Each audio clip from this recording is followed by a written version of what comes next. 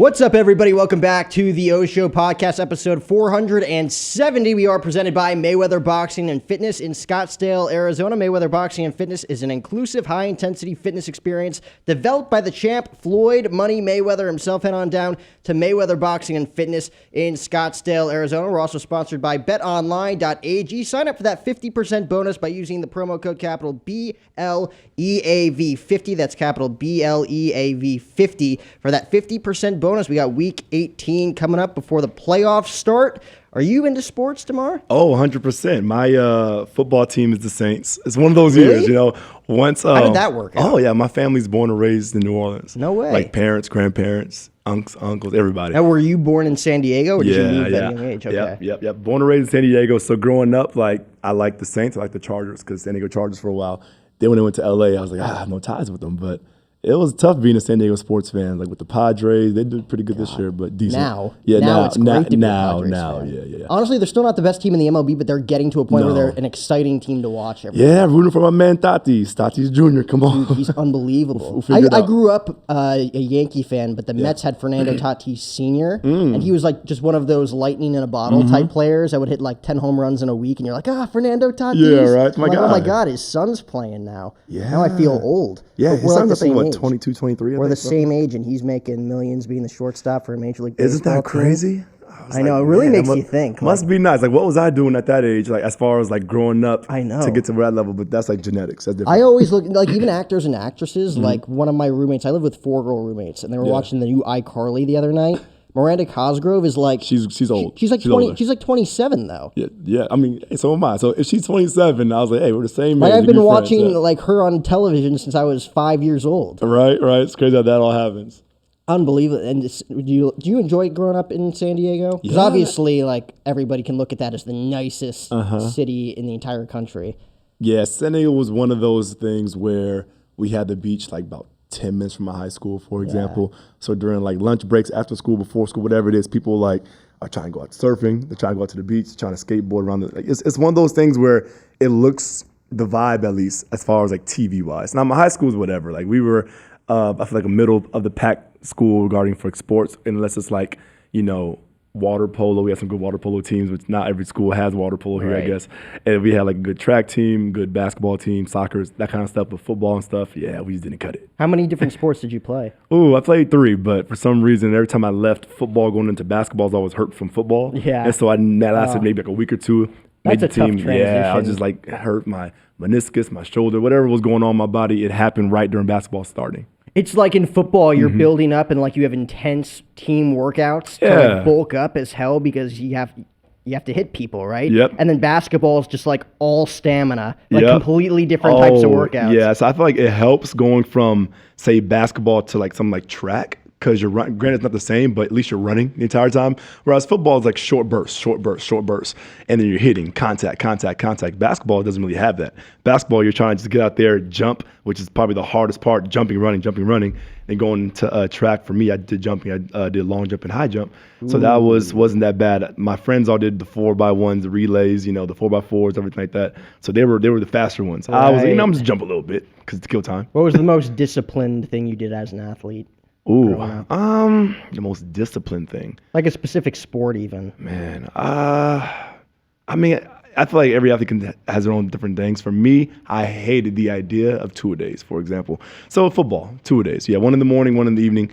And in San Diego, it's pretty hot. We don't really have AC. Like in Arizona, you have to have AC. Yeah. In San Diego, you have the breeze. You don't have the breeze, you have nothing. So we were like in a little valley for our stuff. And so when it came down to the 2-a-day part, the evening portion, it's hell. Like it literally is hell week. And you're sitting there just roasting alive with all your gear on, and you have to run up and down, all that. That's probably the most disciplined is going through the 2-a-day, time frame. And I hated that completely. So when you went to ASU, what'd you major in? So I majored in exercise science with a minor in business. Oh, wow. Yeah, from undergrad. And that's when you made the move to Arizona, or did you move? Oh, yeah. There was nothing inside me that wanted to go to Arizona. Like, really? Yeah, so once I got denied by like all my UC schools, like UCLA, UC Berkeley, Santa Barbara, all that stuff, denied each and every one like really fast, like within the next day or 2. Applied, really? Denied. Applied, denied. I was all right, great. Got into University of Oregon, got into U of A, and got into ASU. And I was like, okay, where I want. These are my top 3 schools. First off, let's start off with weather. Can I see myself being in rain majority of the year or being in the sunshine? No, being in the sunshine. All right, because I hate the rain, by the way. Fun fact, every time senior year of high school when it rained, I didn't go to school. My mom was Really? like, yeah, my mom was like, yeah, you're good. Because like, it's No way. just the You idea. had rain days? For me, I had rain days, yes. We barely had snow days. It could be like 4 inches of snow in Jersey. It's like 2-hour delay. Oh, you guys yeah. could still make it. Oh, no, I'm talking about from my house. My mom was like, if it rains, don't go to school. You're good. And I was like, oh, perfect. So I just kept that going. And so that idea of going to college, I was like, all right, Arizona doesn't rain as much as, or Oregon, nearly as much. And after that, I thought about my major. I wanted to go like an exercise type of major, right? U of A didn't have what I wanted, which was exercise science or anything related to that. And I was like, all right, ASU it is. And then just so happened that a few of my friends were going to play football for ASU. And so we all just went out to ASU together from, San Diego, made a life, and now we're all still here. That's honestly an awesome story. I can't believe you had rain days. I think like the only ridiculous thing I could compare once is that my mom let me skip school because Yogi Berra died. The longtime New York Yankee player. We grew up like huge Yankee fans. She like woke me up. She's like, Yogi died. I mean, I know this is tough. I'm like, yeah, it is tough, Ma. So I just like took the day. Like, I just need these 24 hours. Like I see a window. I'm going to take off this Monday. But that's awesome, man. And then you went to Clemson for your master's. Yep. That had to be a completely different vibe. Oh, man. So like, I'm glad I did it in the way that I did it. So what I mean by that, I'm glad that I went to my undergrad at ASU, whereas I'm not 21 yet, for example. There's not as much distraction. Distractions all on campus, for example. And then going to get my master's at a school that's like a college town like Clemson. Clemson, I'm there to focus on my studies. There's nothing else to really distract me. Whereas if I would have flipped that and I would have went to undergrad at Clemson, I would have, focused and I've been fine. Masters, if I went to ASU to my master's, I have Scottsdale right here, Talking Stick, a casino right there, Vegas, a 4-hour drive away. You can go to anywhere you want. All these basketball pro teams are right here. Like you have basketball, you have hockey, you have baseball. Glendale's over there to see the Cardinals. So many more distractions are right within a quick 30-minute, 20-minute, 15-minute drive. In Clemson, it was the town of Clemson, which is the school itself, and then you drive 45 to an hour to Greenville, South Carolina, where you have your nearest city. And that's kind of what I did for my second job. I was working at Cycle Bar. So all the Cycle Bar for that. And then besides Cycle Bar, I was just going right back down. So Greenville, Clemson. That was all I had. Wow. I mean, Atlanta's what, like 2 hours? Okay, yeah, from there? you do have Atlanta, but I was only there for like conferences, for example. Right. So if I go down to Atlanta, I'm there for like a weekend for like a academic conference. Yeah.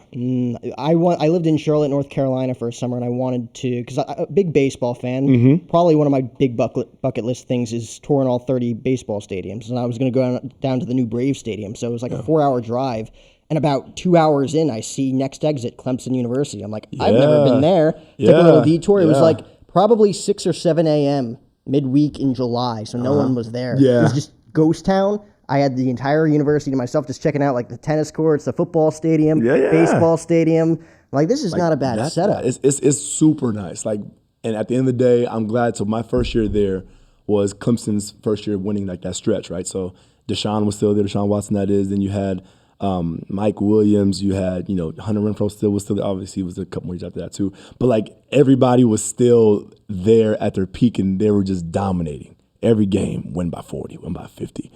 Then played Bama that year, one of the last play, to Hunter Renfrow. Like that stuff like still carries in my mind. I was only there for 2 years. So when it comes down to college sports, I root for anything ASU and anything Clemson. Wow. I mean, you had the Tigers and then you had the Sun Devils. Yeah. Like regardless of how good they were, I mean, Clemson went on a tear of the past five plus years. Sun Devils, you can make a case. I mean, they still get great crowds being in the Pac-12. Like GCU don't have a football team. Our basketball team is considered decent. We won our conference last year, but like we're not at that stage yet. So I didn't really get that same college vibe or experience. Yeah, that was one thing. So now that I'm in like a boatload of student debt, mainly from my undergrad. Actually, for fun fact, my grad school was paid for. I was a grad assistant for fitness and wellness. And so all my grad school was paid. I just had to show up and work. So I did that in my entire 2 years while I was there. But my undergrad, I'm from out of state, so out of state tuition was just hiked it up there. So going through all that, I told myself, my parents and everybody, I'm like, okay, I don't mind, like whatever school I pick has to be a Division I school that has big athletics. Because at the very least, what I want to do is if I'm going to spend money, I want to make it worth it. I want to be able to see the games. I want to be around that atmosphere. And then that led into my thinking when I went to grad school. I had 3 job offers and 3 acceptance letters too, from Clemson, from University of Tennessee, and from Texas A&M. And then I chose, so this is going into that championship year. I'm like, okay, who out of those 3 schools has the best chance of just winning something big? Because you have 2 SEC schools and 1 ACC. And I'm like, okay, SEC, you have Bama, you have LSU, you have Auburn, you have all Florida, you have all these big schools. Do I see Tennessee or Texas A&M beating any of them? I don't. I was all right, Clemson, you know what? They're right there. They're right there. I think at that year they might have been like number 6 or whatever they were. They were just outside of the playoff bubble. I was, you know what? Let's go to Clemson. Let's figure it out. They have Deshaun. They have these people.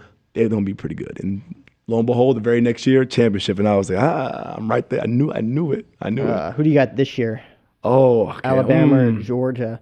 I'm stunned they beat Michigan the way they did. I'm not stunned. I picked them to win it all. So Michigan? Yeah. That would have been a good little bet, though. I just want Jim Harbaugh to finally get the recognition that he deserves. I think him making the playoffs was the recognition that he was looking for, but he wants more, don't get me wrong. But that's the recognition I feel like what he's able to get deserved. I'm not sure if he'll top what he did this year personally. Because something about a Michigan or Big Ten program getting to like a championship game past the SEC team right now, it's kind of up in the air. If it's not Ohio State, I just don't see any other team from there making it out. And Michigan had their good year. Out of those 2 teams, honestly, I'm just going to say Alabama. Just because something about coaching, when it comes down to it, is going to play the factor. I know that Saban been through all that, and he knows. Just another walk in the park for him. Yeah, I'm like, it's something about Alabama. I just can't bet against him. I want to root for Georgia, but something about that, I just can't root against him. It's like in the NFL, like you're going to have Rodgers, you're going to have the Cowboys, you're going to have, the Cardinals have kind of slipped a little bit, but they're still in the race. They had a big win against Dallas this past weekend. But just Tom Brady being in the playoffs, it's like literally he could do it with his eyes closed at this point. Oh, yeah, so there's no pressure. Yeah, you can't count out Tom Brady, you can't count out Aaron Rodgers, you can't count certain people, certain teams, because they just have a little extra thing that gets them ticking. So how long have you been, taking spin classes or doing spin? Is that what it's called? Shoot. I've been teaching spin classes since October of 2014. So a little bit over 7 years. Yeah, a little bit over 7 years now. Yeah. Funny how time's moving. I was just reminded of a picture that was from almost 7 years ago today. And it was me teaching my 20th class. I was like, taught a class. I teach 20 classes in 2 weeks now. But back then I'm it took me 4 or 5 months to get 20 classes. So anyways, I was, in my opinion, out of anybody that I know, I was my own little pioneer when it came down to males teaching spin classes around my age group. Right. Because around my age group, you want to, continue to play sports. And I was like, when I got to college, I didn't feel like playing no more sports. Sports was killing my body, my joints, everything about me. I'm like, I love the competition day of it, so the game day, but the practices, I hate that. I hate practice from the bottom of my heart. I hate practice. So I'm like, yeah, you know what? I'm not big enough to be at ASU doing anything that I was doing in high school. So let me just think about working as a personal trainer or a group fitness instructor. It turned out to be group fitness was the way to go for me. Chose that route, and then all of a sudden that took off to me teaching a spin class. One time, kind of liked it, kept going, got a little better. Taught at the Madison here, so I taught at the Madison, Tempe, and then Phoenix for a little bit, and then now in Scottsdale, one of the managers up there. And there was a lot of stuff going on to kind of lead to where I'm at now. But it's crazy that me starting 7-8 years ago propelled me to where I'm at now, and I can just do this with my eyes closed, making my plays right before class, doing whatever I got to do. Just I see who's coming in. All right, you like Drake? All right, cool. You like The Weeknd? You like Beyonce? Boom, boom, boom, boom. Hop on the bike, kill it. I was gonna say, you have to understand the vibe of the room, the entire amount of people that are coming in too. Oh yeah, it could be Beyonce, it could be Guns N' Roses, it could be Jay-Z. Yeah. I mean, it definitely changes. But I would say for my vibe, when it comes down to spin classes, everybody knows. Oh yeah, he plays a lot of hip hop, R&B, and house, and I put it all together. I like all those mixes, and I find mixes of different artists and different house. So I can have a Fisher beat, so house music, a Zed beat or whoever beat, and then on top of that you could layer in some lyrics from Snoop Dogg, from Drake, from whoever, and just throw it on top. I mean, not me personally, but I find songs with that, and all of a sudden it's a hit. And in class it just keeps going. We have a bunch of lights in there and the bass, and it's a good time. That could literally just be clubbing. Yeah. It's the healthiest version that Arizona has to offer for a club is going to the Madison easily, or like a spin studio in general. And what, it was two of your, what do you call them? Like just customers or clients that approached you about the Bachelorette? Oh yeah. So this was my what? So this is back in not that long ago. So 2019 now, 2 years ago. So 3 years ago now. Shit, 2022. Yeah, 2019. Time's flying. Yeah, I was like, wait, what year is it? 2020 was 2 years ago. Yeah. 2022 is currently now. 2019 was when two of my writers was like, Demar, like, do you think you'd be interested in doing like The Bachelor, Bachelorette? And I'm like, I mean, I could do it, but the chances of me being selected out of all these thousands of people, very slim. So why not throw my name in the hat and just see what happens. And then that was, say, for example, that was like August, right? Fast forward to like early October, I get a random phone call from an LA number. And I'm like, oh, that's weird. I'm getting a call from, like, I normally never get a call from the area code. I answer it because I'm on the way to teach my spin class. Yeah.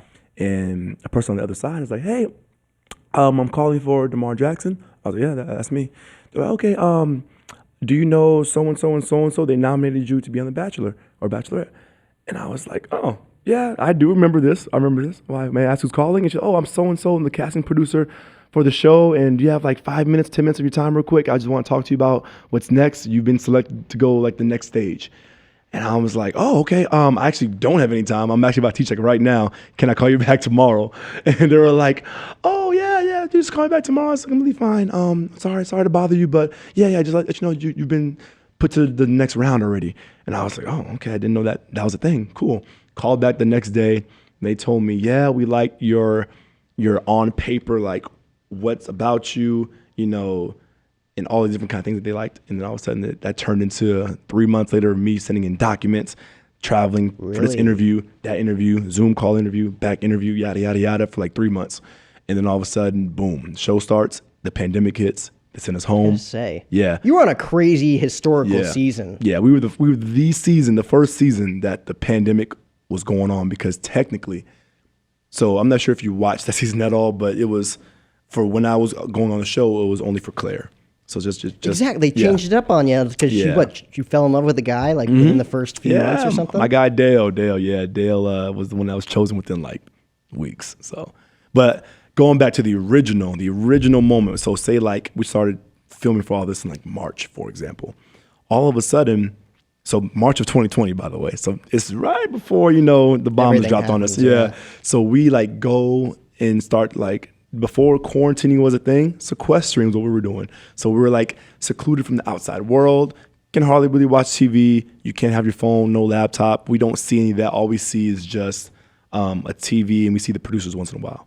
So all of a sudden, I'm sitting in my room, killing time, a whole week, by the way, Monday through Friday or Saturday, of just sitting in your room. You're not leaving your room at all.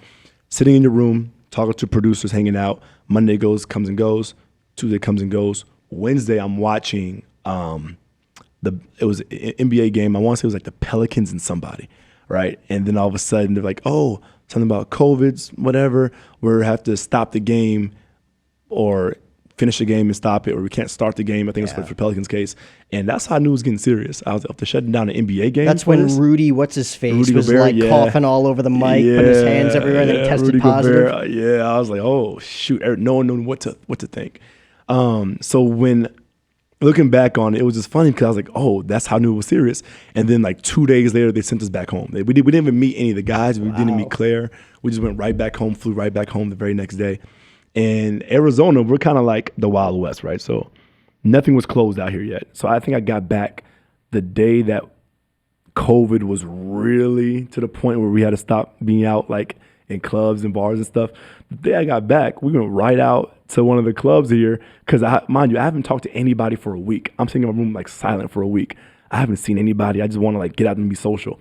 So my friends picked me up from the airport. We go get some food right to Old Town Scottsdale. Yep. They go right out there, go to some of the bars or clubs we're at, and we're having a good time. There was a lot of people that was there. I remember that day there was some athletes that were there, like some from the NFL. Like just people were just there having a good time.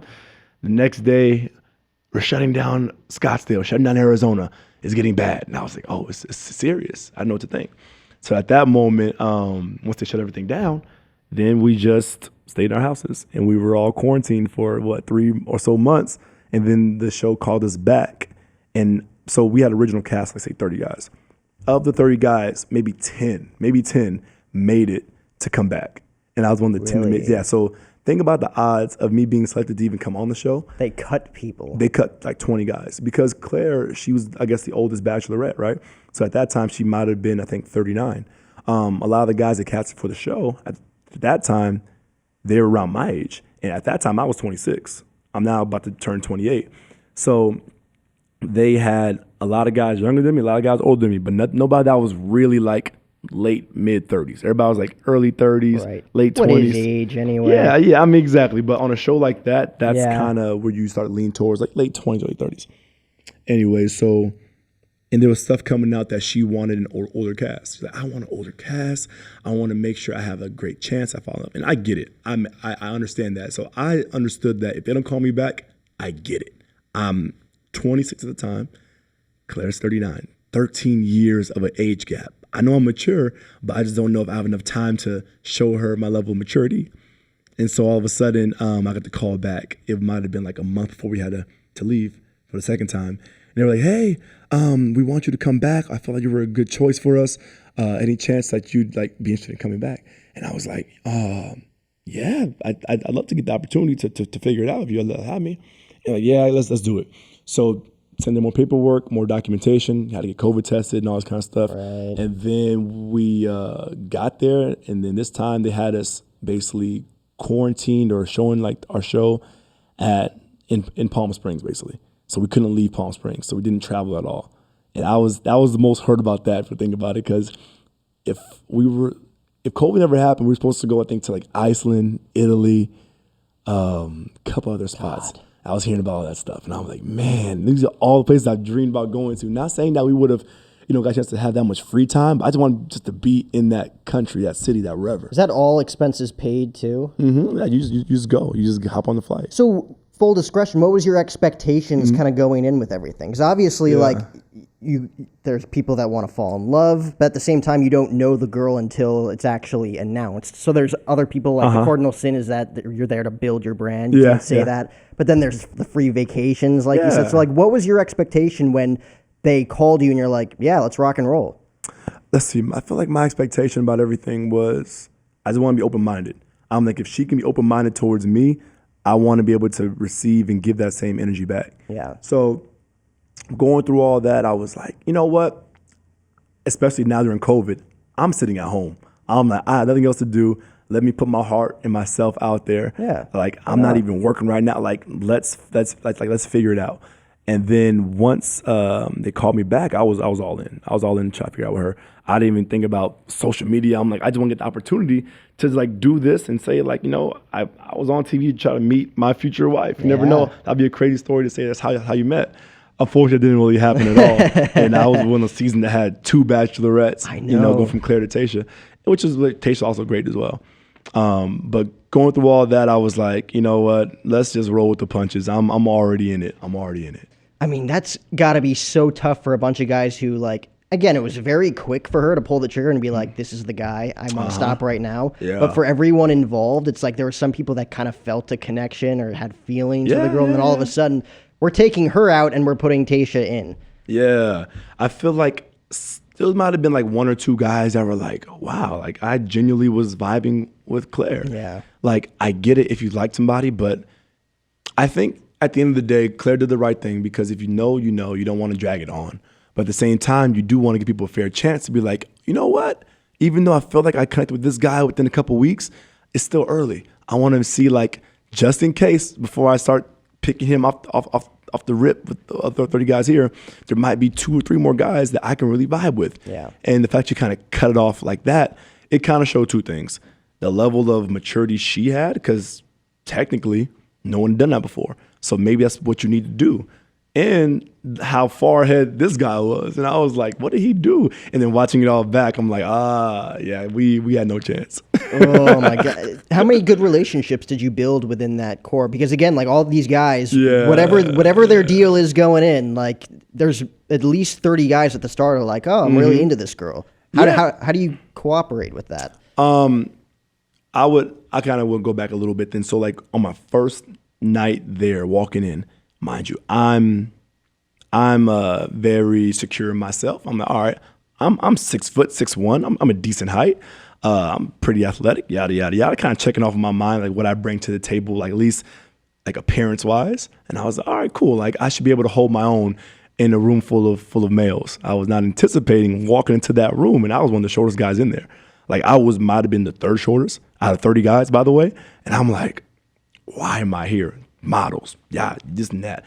CEO of this, doctors. And I was like, oh, you guys actually have like a big thing going on in your life. This is something that's just on the side small. This is like the end all be all for me. Oh, I'm about to meet Claire. I'm about to hang out. No, these guys are like already up here, living in New York, living in wherever. Anyway, so kind of maneuvering that and hearing how they talked about Claire, and they were like, she's so awesome. I can picture our lives together. And I'm like thinking that too, but I was like, oh, these guys are like already planning their lives like with her in mind. And that's what you need to do. But hearing that so early on, I'm like, did you guys meet her last week? I know, that's a little too fast. Right? Like some of us must have met her before the show started. I guess I might have missed that call. But so they're talking all this, and that's kind of what I'm thinking. I'm like, okay, am I over my head on this? Am I in over my head? But then as the show kept going on, and it starts to like kind of see where everybody's at and see where everybody's like, past relationships look like, and seeing everybody's like love languages and seeing what they thrive. And I'm like, I can tell she's going to have to weed a lot of us out. I didn't know when I would fall on that, how far I would make it, or if I would make it all the way. But I'm like, there's a lot of holes that each one of these guys have. It's up to her to kind of sniff it out on like what she want to find in her future spouse. But yeah, going through all that, seeing and how to navigate the experience between, I guess, putting your heart out there that early and understanding that you have to be confident within yourself, because you cannot compare yourself to other guys, because it's so easy to see 30 dudes and all of a sudden you're like, I do not stack up. Like, and she's having like intimate conversations with all of them. Yes. And you know that. And I'm going up there, I'm like, what should I even talk about? Like, you're trying to prep. Like, I have never in my mind thought about, okay, before I approach this woman, what do I need to talk to? What points do I got to hit? Because you only get like 2 minutes or 3 minutes or however long to really like nail a point down before another guy want to come talk to her, because it's everybody's time. So you're like, okay, do I go right to like a deep part of my life? Do I go into a funny moment? Do I go into like hearing more about her? Do I want to be a listener, or do I want to be a talker? You got all these questions, and you had to never overthink a topic of conversation more than you did on that show. Yeah. On that show, you have to make sure every conversation is natural and fluid. You had to bring something to the table. You can't talk for fun. You got to talk with a purpose. Like on that first night, like the pilot episode, they always like introduce you guys coming out of the limos and doing all that stuff. What was your pitch then on the first episode? That's probably my most funniest moments from that show. Really? So because that's tough. You get like 30 seconds and you got to like really prove yourself. So for me personally, I didn't come out the limo. I was one of the guys that do my own thing, right? So my own thing was I had a parachute on my back, like a full-blown parachute. I got the whole entire thing on me, and I'm like marching up, marching up all the way to like the front. And as I'm getting closer to see Claire, her dress shiny. I'm like, if I would have had some sunglasses on that night, that would have been a perfect time to wear them, because I was like, oh, I clearly am getting blinded. Lights in my direction. At this moment in time, I'm like, I don't really have stage fright, but I'm like, I can see the cameras wrong. Right. There's like 20 cameras pointing in my direction, to her direction, and she's standing there waiting for me to come. And I'm walking there, doom, doom. Now my heart is pumping, boom, boom, boom, boom, boom, boom, boom, boom. As my heart is like going, I'm looking at her, she's smiling at me. Everything that I was thinking about saying to her evaporated from my mind. I had no thought. All I know is my name is Demar. She's Claire. Demar and Claire. Claire, Demar. Claire, Demar. Whoever, what. I'm going around, I'm like, all right, wherever I'm at, I'll figure it out. I walk up, everything I wanted to say, Jack, was not there. I looked at her in the eye, and I was like, hi. Hey. Stood there, and she's like, hey. And then I tried to give my little like one-liner, because I wanted to come up with like a little joke. Yeah. I think the joke was going to be like, oh, I was on a plane coming over going towards Bachelor Mansion, but I saw this like, really beautiful figure, and I had to hop out and go see what's going on. And that was kind of my pitch I went with.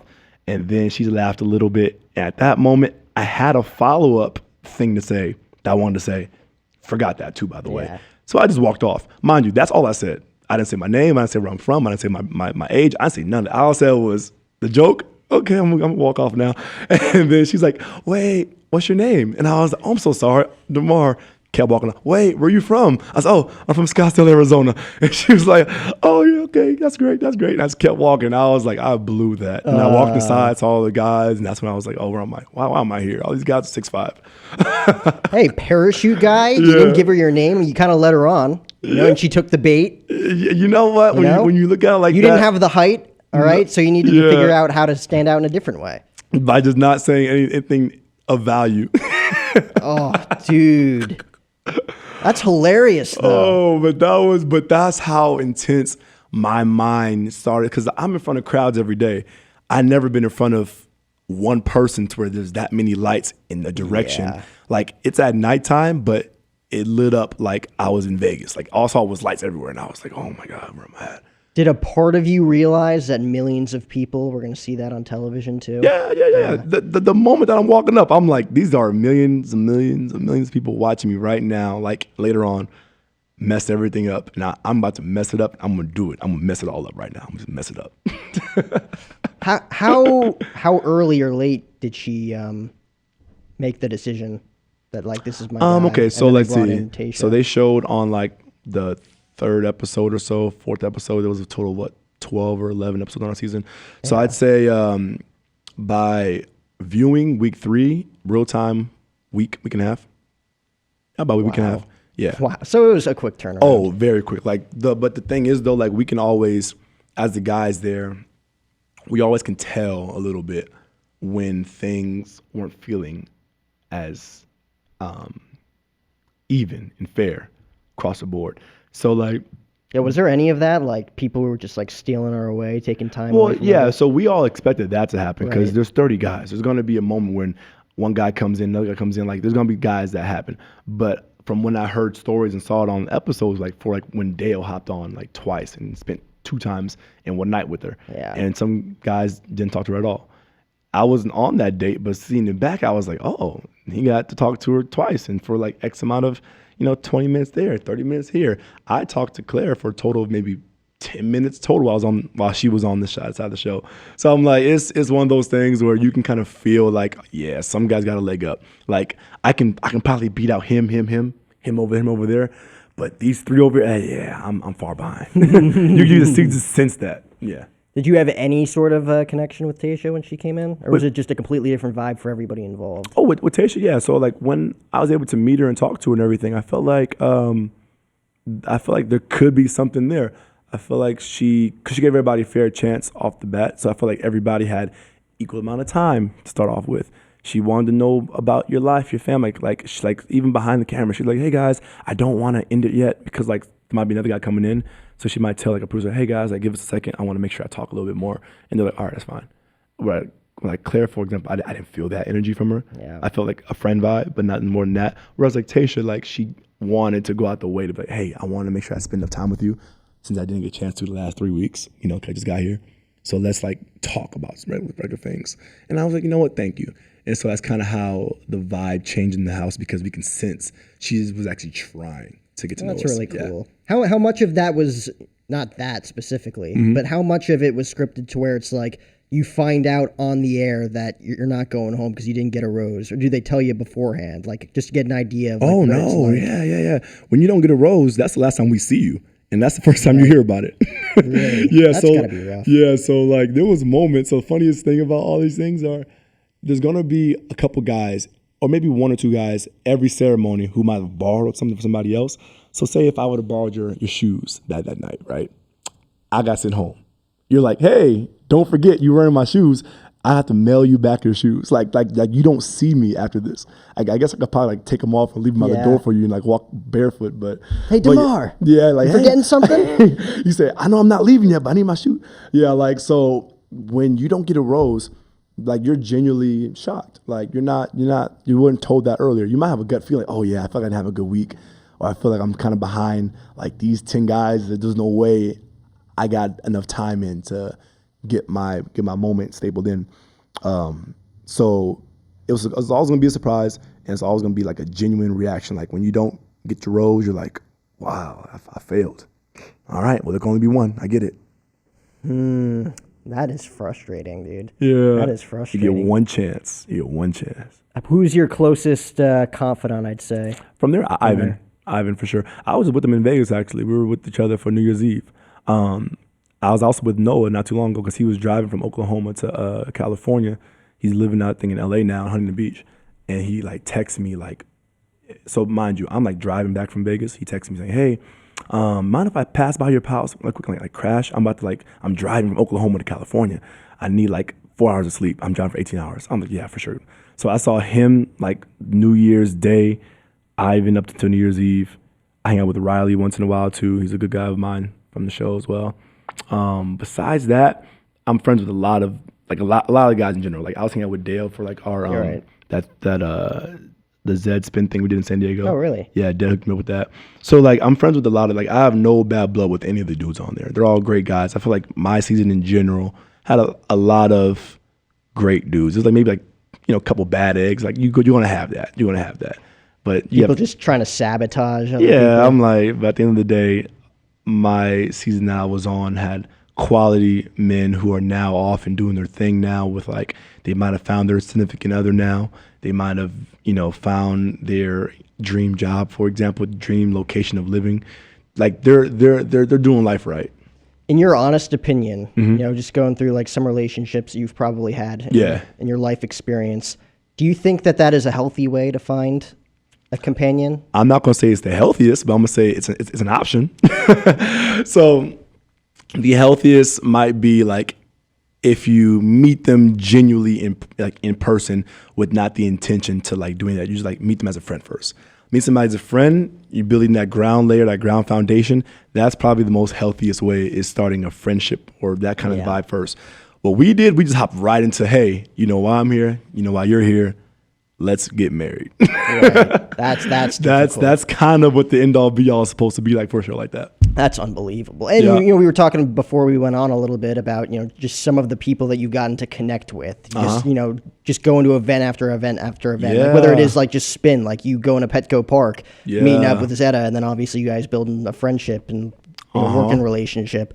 How big do you think your life changed from being on The Bachelorette, coming back here, seeing like kind of the platform you've built for yourself, at least on social media? Like, was it a game changer for you? Unintentionally? No, for sure. It's a big unintentional game changer. Like I wasn't doing podcasts before all this. Yeah. I was teaching spin class. So I was on a mic, but it was in front of a spin class. That was the extent of my reach when it went down to that. Now I'm traveling, I'm hanging out, I'm going to events, going to appearances. I was in Miami over the summer. I was in New York over the summer. I went to New York twice this year. I've never been to New York once time in my life. They didn't let you in 2020, I'll tell you that. Yeah, I mean, I went, I went, wait, was it? Yeah, I guess twice in 2021. You're right. So I'm like, I went twice in 2021. I've never been any time before in my life. I've been to Miami. I traveled actually the most in 2021 that I did my whole entire life, as far as like from a year standpoint. You just had the time. And the finances. Yeah, true. I mean, it doesn't have to be about money because they just like comp things. Like, really? Yeah. So like my first trip to New York, they like, Ivan, I was Ivan's +1 for that one in particular, but he had like a deal with like the Mavericks and like that too. So like they were playing the Knicks that day in New York. So the company said, all right, you and a +1. He chose me. So we had our hotel paid for. We had the game paid for. We went to a Yankees game. We had a helicopter ride all around the city. It's with our other friends too. Like that trip, I could not replicate it. And that was during COVID times. We had to get tested to make sure we were good to go, obviously. So we were all like negative. But to have the Knicks game at the Madison, we had to, at Square Garden, we had to do, the Yankee game, helicopter ride. We played basketball at, I forgot what Nome gym this was, I forgot. But there was other things we did that, and then we went on the Brooklyn Bridge, and it was just us, like me, him, a couple of other guys just hanging out. And I'm like, I couldn't do this a year ago, 2 years ago, 3 years ago. This is all just a spur of the moment. Want to go to New York? Sure, let's go. Boom. All of a sudden, all these things happen up for me. Miami, that was a crazy experience. Probably one of my favorite experiences from this past year. the whole Zed thing. So like, there's so many doors that opened up for me, and I'm like, I gotta be grateful that the show gave me that platform unintentionally. But now that I'm here and I somewhat made it for myself, I can just, continue on my actual day-to-day job and then see, what doors and seeds I'm able to plant down the line. Right. Did it change your perspective on how to like meet people and connect with people, or was that just like now you have an opportunity to connect with these people? I think more so just have an opportunity to connect with them now. Yeah. I feel like based off what people tell me, I'm a personable person. First person. So I'm able to just go with the flow, hang out, and just want to be around. And I feel like that is shown now on a bigger scale, to the point now where if anybody's coming in town, they feel comfortable and welcome and accepted to hit me up. No matter if you're from a previous season, the future season, whatever you're going through, or you're from another show or from wherever, you just want to hey, Demar, I know you live in Scottsdale. What you got going on today? Want to grab some dinner? Want to grab some coffee? Want to hang out for a little bit? I think you're a cool guy. Like that stuff might happen. And now for me on the other end, I can now communicate and get people's numbers and network. And just hey, what are you guys up to? I'm about to be in this city. Are you guys here? If so, let's hang out. Let's genuinely build a friendship. I don't care about, you guys comping things, whatever. I just want to hang out. I just want to just be accepted by you as much as you would for myself as well. How would you differentiate and kind of weed out the people that want to hang out with you, and the people that want to just be there for clout in a sense? I feel like then that comes from a sense of knowing who your circle is. So I'm still the same with my boys that I just came here with. So I still have my close group. We have a group chat of 8 of us guys, and we just hang amongst ourselves from a day-to-day basis. We're on Call of Duty on Warzone. I'm gaming with them every day. That's how we build a rapport. And then when it's people from the outside who I might have not talked to as much, and they want to magically hang out with us because it's normally me plus my guys, then we're yeah, sure, you can hang out for a little bit. But we can just feel the energy is directed towards one thing or another. Chances are, though, I'm not a crazy big name from the show. I'm not going to be those bigger guys because I went on Paradise 2 for 2 episodes, but I'm not a success story from a couple standpoint from Paradise or from the Bachelorette or Bachelor. So people are oh yeah, how's you and so they don't ask those kind of questions of me because they know I was only there for X amount of time. So it's more of this guy's pretty casual, he's pretty chill. He's not trying to hype up his experience. I'm not trying to do all that.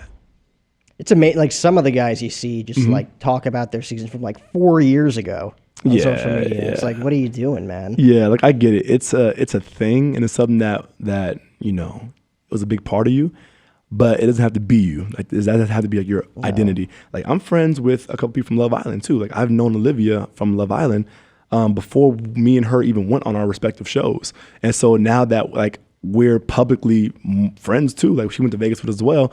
People are oh, so are you guys dating? That's one thing that we get a lot. Not me and her, but in general. If you hang out from somebody from one show with somebody from another show or whatever of the opposite sex, and you guys are alone, just genuinely hanging out. That's just the media, dude. Yeah, I'm we're friends. We're friends. I actually have a girlfriend now. I don't have to worry about that's that so unfair. Yeah. Well, I'm yo, it's not like that. It's not like that at all. How was The Bachelor in Paradise? Even it was just 2 episodes. But how was that set and everything? It's nice because it's genuinely you have the best opportunity to meet your person on a show like that because you're actually given a decent amount of guys, decent amount of girls. You're not just going with one person. Yeah. So it helps out tremendously. So you can go there and you might come down. For me, it didn't benefit or hinder me by any means because I was there for 2 episodes and I got there pretty late. I was one of the last 2 guys to even get there. So when I finally got there, everybody's all coupled up. So it's one of those things where you just get the opportunities to meet so many more unique and individual and beautiful people. And you're able to say, all right, yo, I think that you're great. And the biggest part is, okay, where in this country do you live in? Because a lot of us don't live next to each other.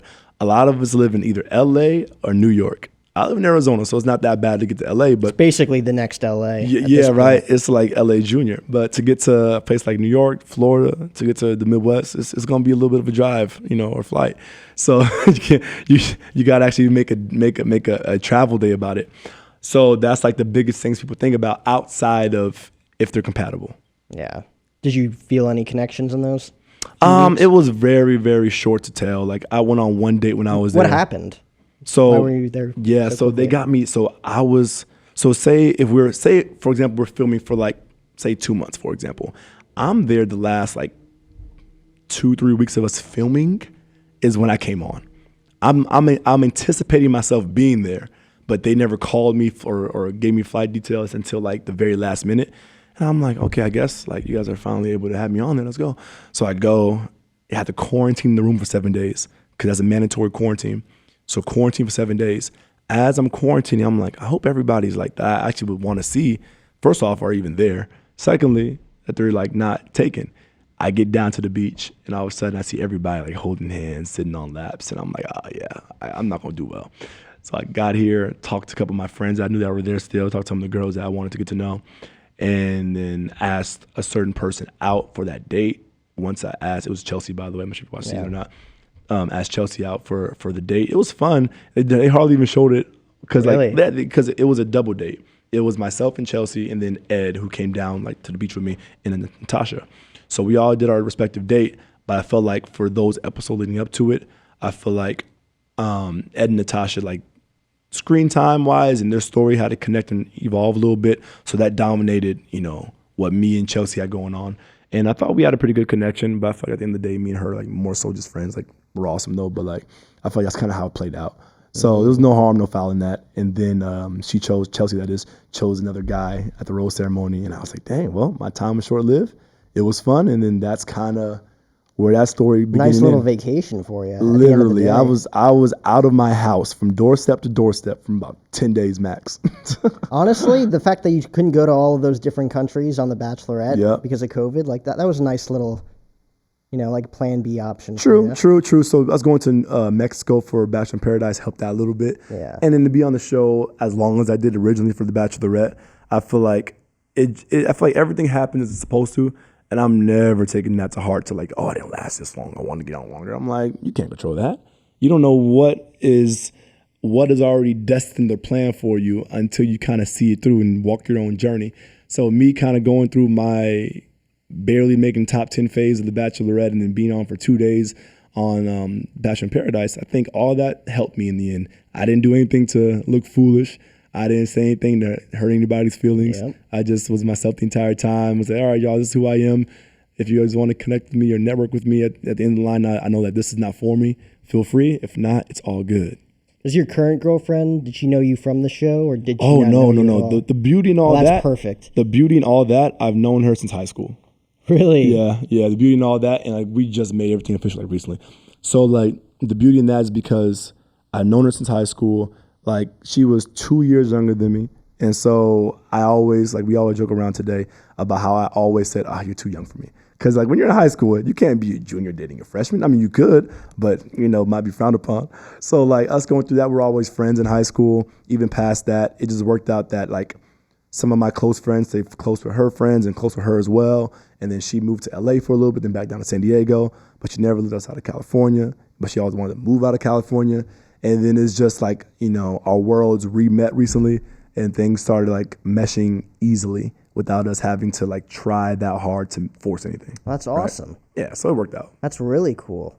I mean, I feel like for most people, like you talk about like the bigger names that are on that or that are just flaunting all the stuff that they did on the show. I mean, it's like good. You kind of have like a stigma to you, like, oh, you were on the Bachelorette, you were a former Bachelor, like, can I trust you? Yeah. That's good on your end. I always joke with all my guys from the show, like when I talk to like my boys, Ivan, Riley, Noah, my boy Jordan C from the show as well, all of us, and I always say, I'm like, y'all, I'm done trying to get to know, Bachelor kind of women. Like they're great, don't get me wrong, but at the end of the day, I feel like if I can just go back into my past to the people who know me before the show, because I know their opinion about me was, unbiased. I'm not trying to like, they're like, oh yeah, so how was the show? It was more like, how are you doing? You know, Right. I want to hear about that more so than what happened last year. She knows the real Demar. She's Yeah, only yeah. talking to you intimately and Yeah. not other people that you would know about. Yep, and then the best part healthy. about it is she doesn't even spin, so I didn't even meet her at Really? work. Yeah, right. She works out, but she doesn't get on the bike or anything. I'm like, perfect. You have your own world, I have my own world, and we knew each other for a while, and that's the beauty of it all. That's the best kind of setup, man. Yeah, right. That's awesome. Do you have any future, with all the connections you made, just being kind of like a known presence now? Like, do you have any projects that you'd want to pursue outside of spin, or Outside of spin, trying to think. or just continue to grow? Because you're at the Madison now. Yeah. So overall, what I'm hoping for. So once me and Zed did that thing at Petco Park, and that was a really huge stage, the first of its kind, to have a live concert ride at an actual stadium, and we're performing for you. I feel like I want to do that, but more so like a traveling kind of setting. Like I want to be able to go to different cities. So I'm in the works of trying to put that together right now. It's going to take a little while, but 2022 this year, I'm looking at what do I need? Who do I need to connect with? Manager-wise, artists, whatever, DJs, I don't care who it is. I want to be able to do what we did that. It could be on a smaller scale. It could be in front of 100 people. But I want to be able to like travel and just do that at a higher rate, like a higher volume, because this is something that can really catch on. Because you don't have to go to concert. You can also like work out. Like it's like there's a beauty in entertainment and fitness together. And we did that. And it was awesome. And I want to do it again. But I want to do more of it to the point where everybody, oh yeah, you're Demar, you're a DJ, you're the guy who spins with all these artists. I want that to be a thing. Building your reputation, Yeah. as well as building actual, like, genuine, authentic relationships with people that you work for too. Yeah, That's yeah. really cool. Like, you don't even like realize, like, me in the podcast game, like, I started this, I'm like, I want to host a talk show. And then you realize, like, it's more business than anything else. Yeah, it's a lot know? of phone calls, a lot of emails, a lot of just Zoom calls, getting to everybody. So that's kind of where I'm at. So that's like my biggest project. Besides that, I'm still obviously spinning, but I'm trying to go to different other like spin studios around the country. So I'm doing that. They have me going out there to like do some trainings for their people, talk about branding, talk about marketing, talking about music. So like some other studios have reached out to me and say, hey, would you want to come out during these dates? We pay for your flight and your stay and just train our staff. Because like I also train our current staff at the Madison. So it's nice to kind of do that, but on like a national scale now, right? Right. So get people like on like the kind of vibe on how we teach, because we teach very, I feel like the pace is like boom, boom, and then like the music is like behind you. It feels like you're at a concert. So we're trying to replicate that in other studios. That's awesome, man. Yeah. We're gonna have you on again sometime just to talk about some of that stuff. Because I'm very intrigued. Like, I definitely want to pick your brain about where you're at in a few months with all of this stuff. I'm telling you, like I kept telling myself before this new year hit, I'm like, okay, Demar, check back on yourself a year from now. I know that sounds far, but I even wrote it down, put it in my little notes on my phone. And like the date might have been like December 17th or whatever date was of 2021. I'm like, this is what you're at right now. This is how much you're making, for example. This is what you're talking to. This is who you know network wise. Like I met these people. Check back where you are now and see how much you've grown since then. And then so December 17th of 2022, we'll see where I'm at. Do you have like daily planners and all that stuff to keep your goals? I'd say I keep everything kind of in my notes, but it's not like a daily planner. It's more like an inspirational section. Yeah. So if I find a quote that I like, or I listen to podcasts, or I listen to like online church services, whatever it is, and I just have like some quick little thoughts out with little nuggets of knowledge, put it in here, just keep making different pages for it, and I just type in keywords and find it. Like, whatever happened to I thought about apples. Boop, boop, boop. Pull it up, and I was, oh, that's what it was. So like all that's in my phone. So if somebody hacked my phone, they'll get a bunch of inspiration. That's the smartest way to do it, dude. Yeah. Like even me, like I'll have an email that I didn't look at, or like I'd be like, oh wow, they responded. I should respond soon, and then I put my phone down, and then 3 weeks later, I'm like, oh no. Never responded. Like the biggest thing I heard, granted, I'm not big on like writing down my thoughts and notes, but the biggest thing I heard is like, if you want things to actually, like instead of saying I'm gonna manifest this, I'm gonna manifest that, I do that all the time too. But instead of saying that, write it down and then say it, because you're putting your thoughts and your inspiration from your mind to literally having it out to where your ears can hear it. Because if only you hear it, only you're able to carry it out. The moment you say it, maybe Jack can carry it out. Maybe so-and-so can carry it out. Like, I don't have to be the one burden the load to carry these thoughts out. Right. And how do you, where can we reach you like on social media and all that stuff? Yeah, so people can follow along. Yeah, gotcha. My Instagram is @DJ from SoCal. At DJ from SoCal. It's so easy. Yep, DJ. So my initials, Demar Jackson, DJ from SoCal, SOCAL. Wow, DJ from SoCal. And that's on like Twitter as well. It's on TikTok. That's on all that. Well, thanks for coming on the show, DJ from SoCal. Of course, Jack. I appreciate you, my guy. We are going to do this again in a few months after all your projects blow up. Let's check back in quarterly. And then you're like, oh, what happened? Oh, man, last month I was in London. Every season. So we checked into the winter. You'll be back in the spring, the fall. Yeah. I love that. But this was episode 470 of the podcast with Demar Jackson. Remember to head on down to Mayweather Boxing and Fitness in Scottsdale, Arizona. And remember to make your picks by using the promo code capital BLEAV50 over at betonline.ag. Hank, hit the lights, man.